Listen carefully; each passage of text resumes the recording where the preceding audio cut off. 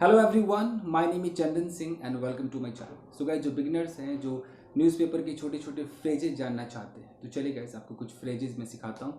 Basic phrases हैं but spoken English में ये काफ़ी काम आते हैं। आइए गाइस, यहाँ पर देखिए, यहाँ पर लिखा है कि for now it's more of a fun moon. तो यहाँ देख रहे हैं इट्स मोर ऑफ, यही मैं आपको सिखाने वाला हूँ कि इट्स मोर ऑफ का स्पोकन इंग्लिश में भी काफ़ी इस्तेमाल होता है। यहाँ पर फन मून है, एक्चुअली हनीमून की बात हो रही थी तो हनी को हटाकर यहाँ पर फन कर दिया है।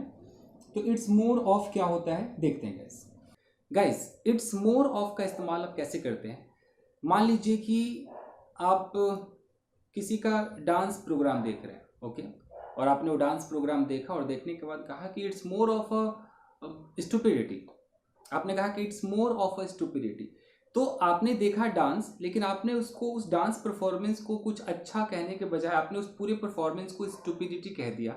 यानी कि किसी चीज़ को हम एक नाम दे दें, बोले कि ये जो डांस है ना, डांस के मुकाबले तो स्टुपिडिटी लग रहा है यार, तो it's more of a stupidity than dance. पूरा सेंटेंस हम ऐसे बोलेंगे। एग्जाम्पल और मैं आपको देता हूँ। मान लीजिए कि आप का दोस्त है, वो कहता है देखना यार मेरे बगीचे को देख, मेरे गार्डन को देख, वाह क्या बेहतरीन गार्डन। आपने उसके गार्डन को देखा, आपने बोला garden, it's more of a forest. ये गार्डन कम फॉरेस्ट ज़्यादा लग रहा है। तो आप समझ पा रहे हैं कि it's more of a forest than a garden, यानी कि गार्डन के मुकाबले देखें तो ये ज़्यादा फॉरेस्ट लग रहा है। मान लीजिए जैसे कि आपने मुझे देखा होगा, कई बार मैं वीडियो शूट करता हूँ पेड़ पे चढ़ के और गुलाटी मार के, यानी कि फ्लिप करके। तो हो सकता है कि कोई उस वीडियो को देखे, बोले कि इट्स मोर ऑफ अ नौटंकी देन टीचिंग। कहने वाले कह सकते हैं। तो क्या बोला उसने कि इट्स मोर ऑफ अ नौटंकी, यानी कि it's more of a drama than teaching. तो कुछ समझ में आ रहा है आपके? इट्स मोर ऑफ का इस्तेमाल कैसे करेंगे?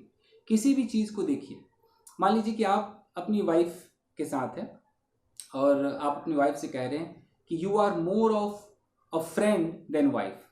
अब तो समझ गए होंगे, you are more of a friend, यानी कि तुम वाइफ तो हो, लेकिन वाइफ के मुकाबले देखें तो तुम दोस्त ज़्यादा हो।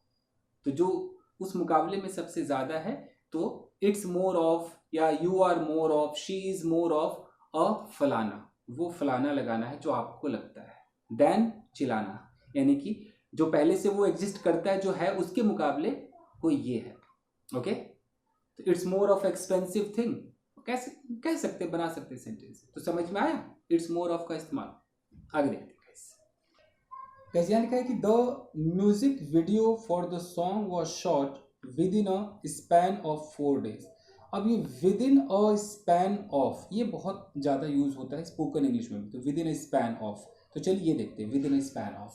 So guys, with in a span of का मतलब है कि उस ऑफ के बाद आप एक टाइम बताएंगे, जैसे कि with in a span of 2 days, यानी कि 2 दिनों के भीतर। आप खाली विद इन 2 days भी कह सकते हैं, बट आजकल बोला जाता है, स्पोकन में ये यूज होता है तो बहुत अच्छा लगता है। रिटन में भी यूज कर सकते हैं, जैसे कि I will complete this task within a span of a week. तो within a span of a week, यानी कि एक हफ्ते के उस टाइम ड्यूरेशन के अंदर मैं इसको कंप्लीट कर लूंगा। Okay, you can receive this speed post with in a span of 7 days। ये स्पीड पोस्ट आपको 7 दिनों के भीतर पहुंचेगी। स्पीड पोस्ट है तब भी 7 दिन लग जाएंगे। तो ये हमें वहां पर एम्फेसाइज जब करना होता है कि with in a span of, तो ये उस टाइम ड्यूरेशन के लिए आता है। ओके, कि this movie was made with in a span of 6 months, यानी कि 6 महीने का जो टाइम ड्यूरेशन है उसके भीतर भीतर इस फिल्म को बना लिया गया। Okay, with in a span of 5 minutes this work was done, ऐसे करके आप बोल सकते हो। तो समझ में आया, with in a span of, ये बहुत ही इंपॉर्टेंट है, बहुत अच्छा यूज होता है।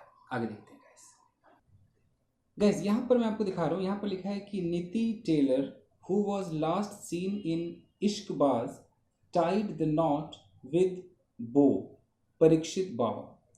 अब मैं आपको ये टाई द नॉट और ये जो बो है, BEAU, ये जो इसको हम बो प्रोनाउंस करते हैं, ये दोनों मैं आपको समझाने की कोशिश करता हूँ।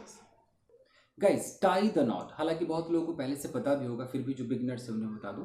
टाई द नॉट का मतलब होता है गेट मैरिड, यानी कि हम कह सकते हैं कि they are going to tie the knot, यानी कि वे लोग जा रहे हैं शादी करने। Have you tied the knot, क्या आपने शादी कर ली है? I have tied the knot, मैंने शादी कर ली है। तो टाई द नॉट यानी कि गेट मैरिड। तो कई बार इंसान चाहता है कि वो एडियंस फ्रेजेस यूज करके अंग्रेजी बोले या लिखे, तो आप इसका इस्तेमाल कर सकते हैं, नहीं तो गेट मैरिड का ही ज़्यादा इस्तेमाल होता है। रिटन इंग्लिश में टाई द नॉट न्यूज़पेपर वाले लिखते हैं क्योंकि थोड़ा घुमा कर लिखना चाहते हैं। Okay, so she has Tide the knot with him, इस तरीके से।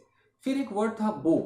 अब ये बो क्या है? बो एक्चुअली जो लवर है, जो बॉयफ्रेंड है, मर्द के लिए यूज होता है ये, बॉयफ्रेंड को बो कहा गया है।